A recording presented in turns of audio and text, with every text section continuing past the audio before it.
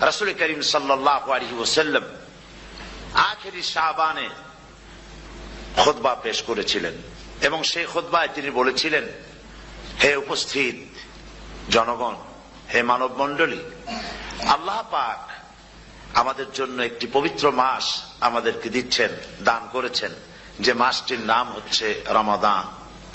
রমাদান হচ্ছে রামদুন, রা মিম দত, রম ধাতু থেকে উৎপত্তি, এর অর্থ হচ্ছে জ্বালানো, পুড়িয়ে দেওয়া, ভস্ম করে দেওয়া।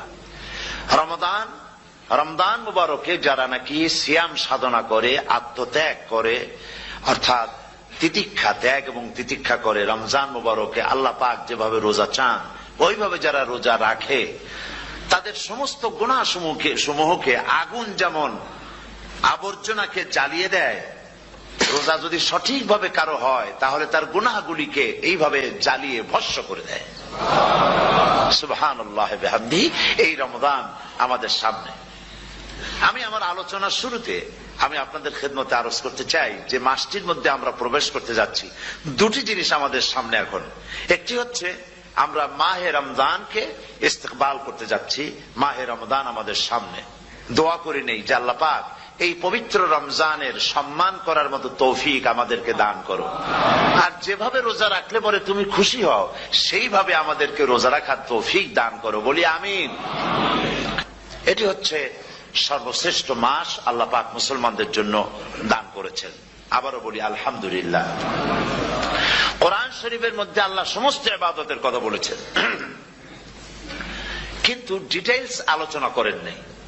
হজ করতে হবে, কিন্তু উকুফে আরাফা করতে হবে, রমিয়ে হিজার করতে হবে, রমিয়ে জিবার করতে হবে, তারপরে 7 বার তাওয়াফ করতে হবে, সাফা মারওয়া সাই করতে হবে। এগুলি কিন্তু কোরআন শরীফে আসে নাই, ডিটেইলস আসে নাই। নামাজ পড়তে হবে, কিন্তু জোহরে কয় রাকাত, আসরে কয় রাকাত, মাগরিবে কয় রাকাত, এই রাকাতগুলি কিভাবে বিন্যস্ত করতে হবে কোরআন শরীফে তা আসে নাই, বর্ণনা করা হয়নি। যাকাত দিতে হবে, কিন্তু কত টাকা হলে কত টাকা দিতে হবে, কত মন ধান হলে কতটুকু দিতে হবে, কত ছাগল হলে, কত গরু হলে, কত পরিমাণ সোনা হলে, কত পরিমাণ রৌপ্য মজুদ থাকলে যাকাত দিতে হবে, এর বিস্তারিত বিবরণ কোরআন শরীফে আসে নাই। চিন্তা হতে পারে যে তাহলে এগুলো আমরা পাইলাম কই? আমরা পেয়েছি কোরআনের ব্যাখ্যা হচ্ছে রাসূল করিম সাল্লাল্লাহু আলাইহি ওয়াসাল্লাম। হুজুর এটাকে আমাদেরকে বলে দিয়েছেন, তিনি সারে ছিলেন, শরীয়ত প্রণেতা ছিলেন। তো সমস্ত ইবাদতকে আল্লাহ পাক সংক্ষেপে সংক্ষেপে তিনি আউটলাইন অথবা গাইডলাইন তিনি দিয়েছেন আল্লাহ পাক। রমজান মুবারক হচ্ছে একমাত্র ইবাদত যে রমজান সম্পর্কে আল্লাহ পাক ডিটেইলস পূর্ণ একটি রুকু আল্লাহ পাক আলোচনা করেছেন। সুবহানাল্লাহ। রোজা শুরু করবেন কোনখান থেকে, শেষ করবেন কোথায় গিয়ে, সফরে প্লেনে যখন চলবেন তখন আপনার রোজার অবস্থা কি হবে, যদি দেশে যান তখন কি হবে, অসুস্থ হলে কি হবে, কিভাবে রোজা রাখবেন, কিভাবে রোজা ভাঙবেন, তারপরে কখন শুরু হবে, কখন কি হবে ইত্যাদি বিস্তারিত বিবরণ। রোজার মতো করে এত অন্য কোন ইবাদতের ব্যাপারে আল্লাহ এতটা বলেন নাই যতটা বলেছেন রোজার ব্যাপারে। তাহলে নিশ্চয়ই বুঝতে পারছেন রোজাটা অত্যন্ত গুরুত্বপূর্ণ ইবাদত। সবটাই গুরুত্বপূর্ণ, কিন্তু রোজাটা আল্লাহর কাছে বেশি গুরুত্বপূর্ণ। সুবহানাল্লাহ। আচ্ছা, বেশি গুরুত্বপূর্ণ কেন সে কথা কি বলবো? অবশ্যই বলবো। বেশি গুরুত্ব এই কারণে, আল্লাহ পাক বলেছেন, এটা হচ্ছে হাদিসে কুদসি। আল্লাহ পাক বলেছেন, আস-সাওমু লি ওয়া আনা আজজি বিহি। অন্য রিওয়ায়াতে এসেছে ওয়া আনা উজজা বিহি। আস-সাওমু লি, রোজা হলো আমার জন্য। কে বলতেছেন বলুন তো? আল্লাহ পাক বলছেন রোজা হচ্ছে আমার জন্য, রোজার পুরস্কার আমি দেব। অন্য বর্ণনায় এসেছে রোজা আমার জন্য আর রোজাদারের পুরস্কার আমি আল্লাহ নিজেই পুরস্কার। সুবহানাল্লাহ, সুবহানাল্লাহ। তাহলে প্রশ্ন আসে, আল্লাহ পাক বলছেন রোজা আমার জন্য, আস-সাওমু লি। আল্লাহ তো একথা কোথাও বলেননি আজ-যাকাতুলি, আস-সালাতুলি, আল-হাজ্জুলি। রোজা আমার কি বলে, যাকাত আমার জন্য, হজ আমার জন্য, নামাজ আমার জন্য, একথা কিন্তু আল্লাহ বলেন নাই। অবশ্যই আমরা যাকাত হোক, নামাজ হোক, হজ হোক কার জন্য করি? আল্লাহর জন্য করি।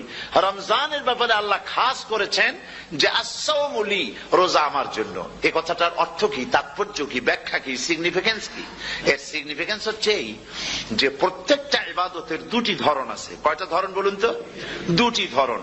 একটি ধরন হচ্ছে বাহ্যিক, আর একটা হচ্ছে আভ্যন্তরীণ।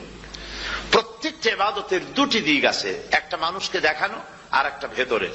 যেমন নামাজ, একটি লোক নামাজ পড়ে না, কিন্তু এমন একটা সমাবেশের মধ্যে পড়ে গেছে সবাই নামাজ পড়ে। এখন আমি যদি নামাজ না পড়ি তাহলে লোকে বলবে কি? তখন উজু আছে কি না আছে দাঁড়ায় গেল আল্লাহু আকবার। তাহলে দেখা গেল নামাজ আল্লাহর জন্য পড়ে, আবার মানুষের জন্য দেখাবার জন্য করে। যাকাত এটা দেয় মানুষে, তার নিয়তটাকে আল্লাহ পাক ভালো জানেন। কিন্তু কিছু লোক তেমন আছে যাকাতের নামে লুঙ্গি, আমাদের দেশে আছে, এখানে কি করে আমি জানি না, লুঙ্গি শাড়ি কিনে তারপরে বাড়িতে সব জমা করে এরপরে গরিবদের দাওয়াত দেয় এবং সকলকে দেখায় এভাবে লুঙ্গি দিল, শাড়ি দিল, লোকেরা দেখলো যে জাকাত দিল, খুব জাকাত দিয়েছে। কোরবানির ব্যাপারে এভাবে বিরাট একটা গরু কিনলো, কিনে মানুষকে দেখাইলো। চট্টগ্রামে আছে সবচেয়ে বড় দামের গরু একটা কিনে গরুর গলায় মালা একটা পরাইয়া তারপরে শহর ঘুরায়।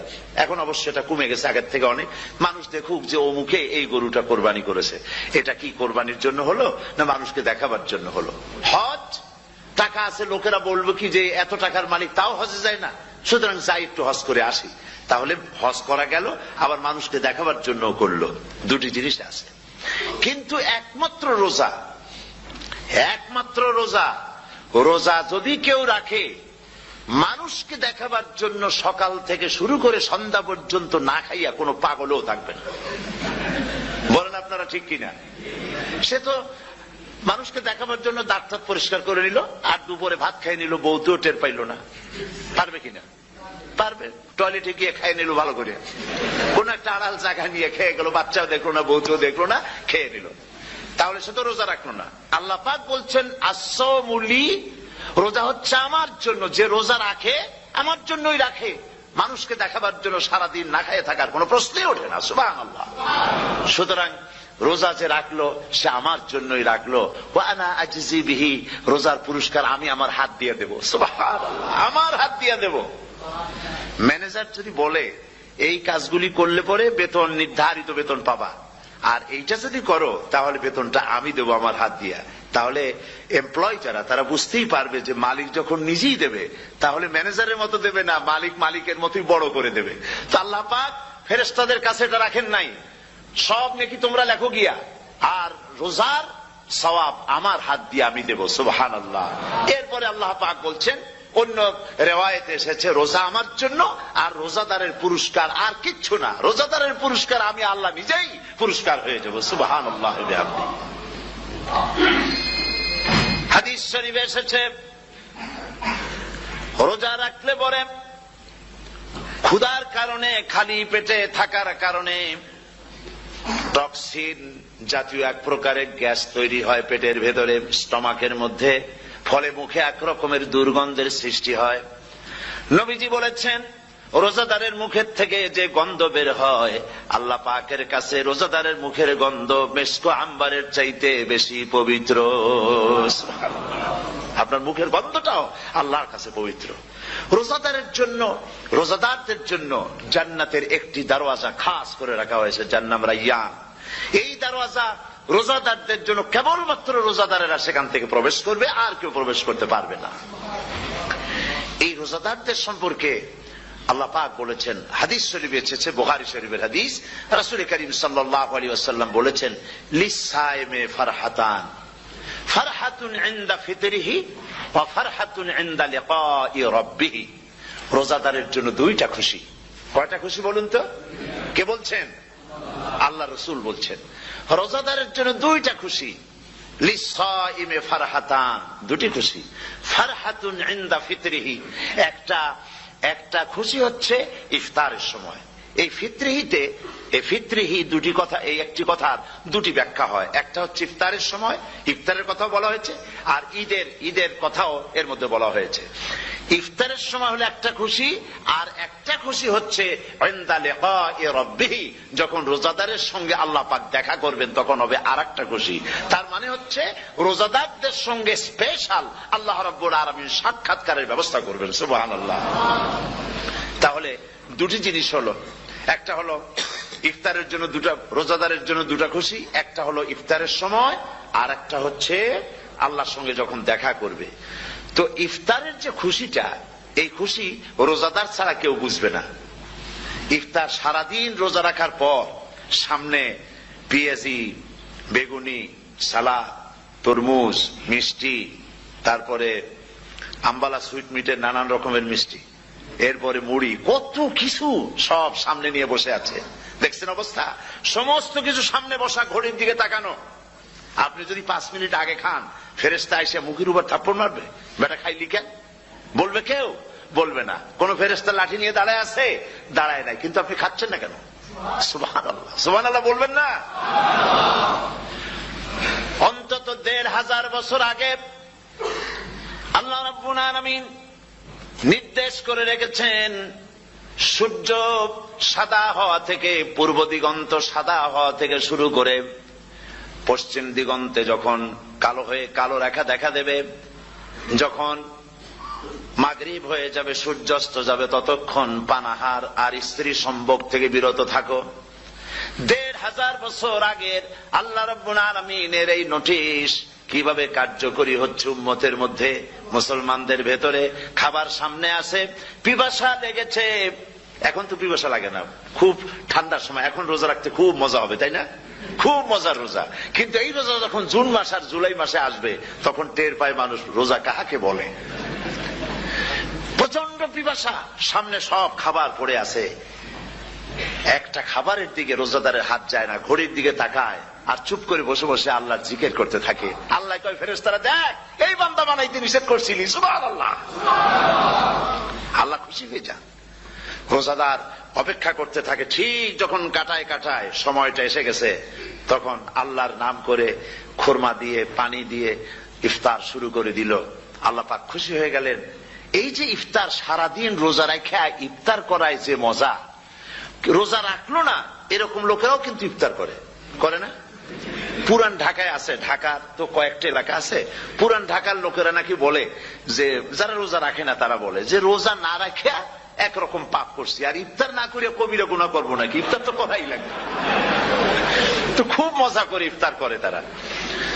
তো সারাদিন রোজা রেখে পেঁয়াজি, ছোলা, বুট, মুড়ি খাওয়ায় যে মজা, সারাদিন ভাত খাইয়া তারপরে ইফতারে শরীক হওয়া, ছাগলে ঘাস খাইলে যেমন লাগে ওই রকম তার মুখে লাগে, এই মজা পাবে না। রোজাদারের যে মজা লাগে সেই মজা সে পাবে না।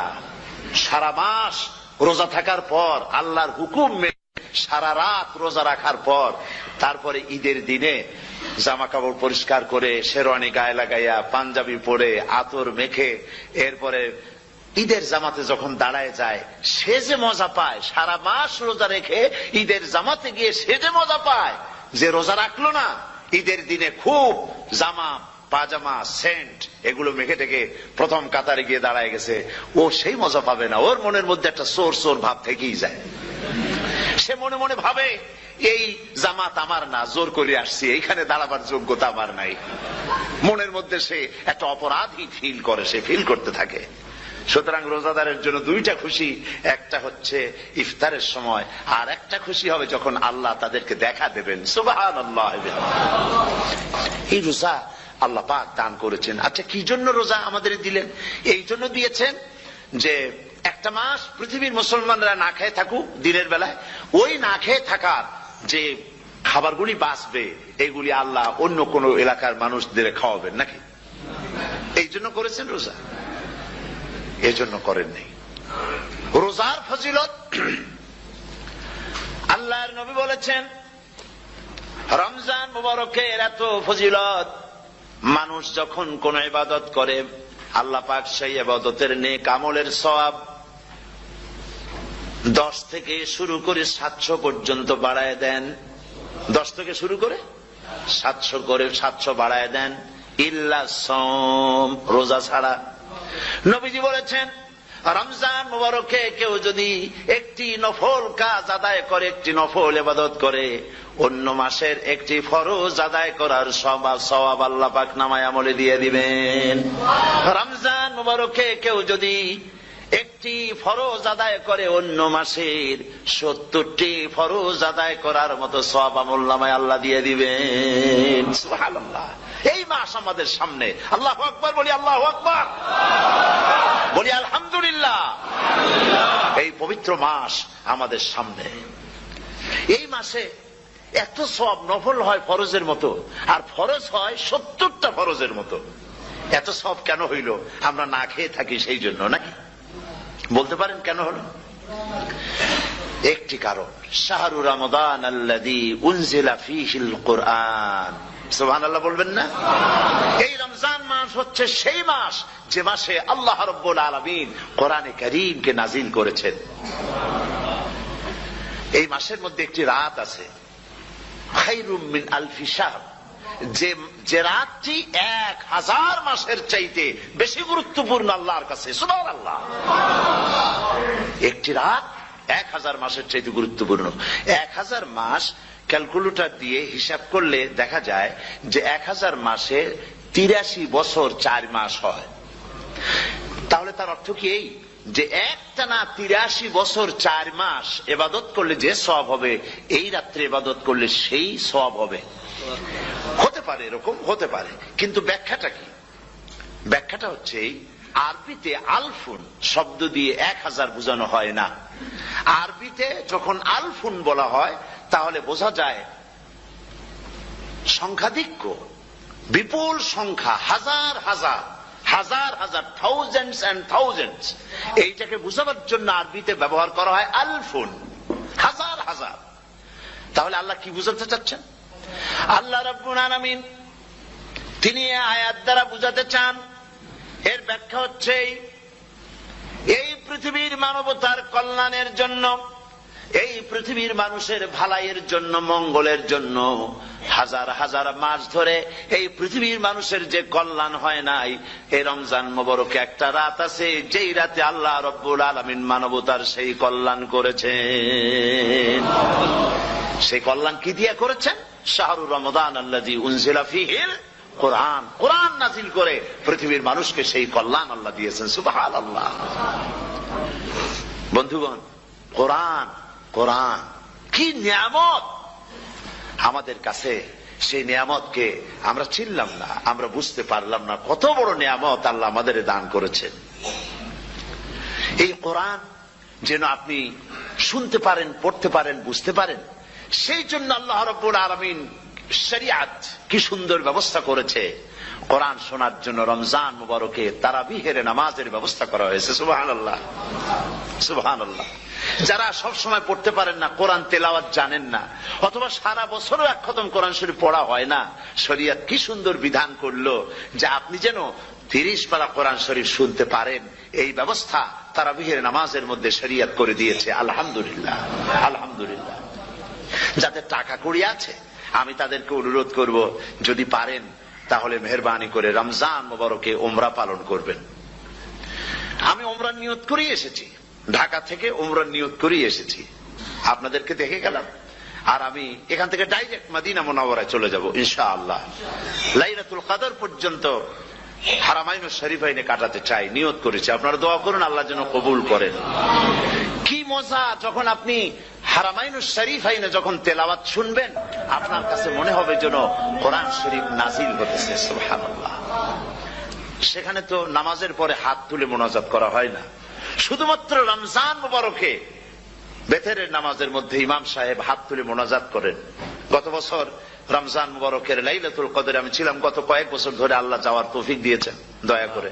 সেখানে লাইলাতুল কদরে পত্রিকাগুলি লিখেছে 30 লাখের উপরে লোক ছিল মক্কা শরীফের, হারাম শরীফে 30 লাখের উপরে। যখন তেলাওয়াত হচ্ছে, মোনাজাত করতেছেন ইমাম সাহেব কাঁদতেছেন, মোনাজাত করতেছেন, কাঁদতেছেন, আর গোটা হারাম জুড়ে কান্নার রোল পড়ে গিয়েছে। কিভাবে কাঁদতেছেন! সারাদিন মানুষ রোজা রেখে তারপর ইফতার করতে যখন বসে, আমি সেই জান্নাতের কথা কেমনে আপনাদের বুঝাবো? রসগোল্লা কেমন লাগে বক্তৃতা দিয়ে 6 ঘন্টা বক্তৃতা দিয়েও বুঝানো যাবে না। যদি মুখের মধ্যে ঢুকাইতে পারি তাহলে বুঝবেন যে মজাটা কি। এটা তো আমি বুঝাইতে পারবো না কি মজাটা লাগে। সারাদিন রোজা রাখার পর সমস্ত লক্ষ লক্ষ মুসল্লিরা বসে আছে মক্কা শরীফে, কাবা শরীফ সামনে, এখানে বসে আছে। রোজাদারের সামনে আছে জমজমের পানি আর মদিনা মুনাওয়ারার খুরমা। আল্লাহর ঘর সামনে, জান্নাতের থেকে আর কাকে বলে! সুবহানাল্লাহ। আর মসজিদে নববীর ভিতরে মদিনার আকর্ষণ কাশাস আলাদা। মদিনা শরীফের আপনাকে যদি পাইয়া যায় কোন আরব, কোন মাদানী, আপনারা ছাড়বি না, আদর করে পাশে বসাবে, তোমারে আমি এই জিনিস খাওয়াবো, এইটা দিয়ে ইফতার করাবো, আমার কাছ দিয়ে তুমি উঠতেই পারবা না, আপনাকে জোর করে বসাই দিবে। মসজিদে নববীতে রিয়াদুল জান্নাহ রাসূল করিম সাল্লাল্লাহু আলাইহি ওয়াসাল্লামের কবর শরীফের কাছে বসে আপনি ইফতার করতেছেন, কত বড় নসিব। সেই জন্য আমি বলি, হলিডে করার জন্য আমেরিকা, সিঙ্গাপুর, হাবিজাবি এই সমস্ত ঘুরে কোনো লাভ নাই। হলিডে করতে চান, রমজান মুবারকে চলে যান হারামাইন শরীফাইন, মদিনা আল মুনাওয়ারা, মক্কা আল মুকাররমা, কপাল খুলে যাবে, জিন্দেগীর সমস্ত গুনাহ খাতা আল্লাহ পাক মাফ করে দিবেন। রাসূল করিম সাল্লাল্লাহু আলাইহি ওয়াসাল্লাম বলেছেন, রমজান মুবারকে যে উমরা করলো সেজন্য হজ আদায় করলো। সুবহানাল্লাহ। অন্য রিওয়ায়াতে এসেছে, যে ব্যক্তি রমজান মুবারকে উমরা করলো সেজন্য আমার সাথে হজ আদায় করলো। সুবহানাল্লাহ।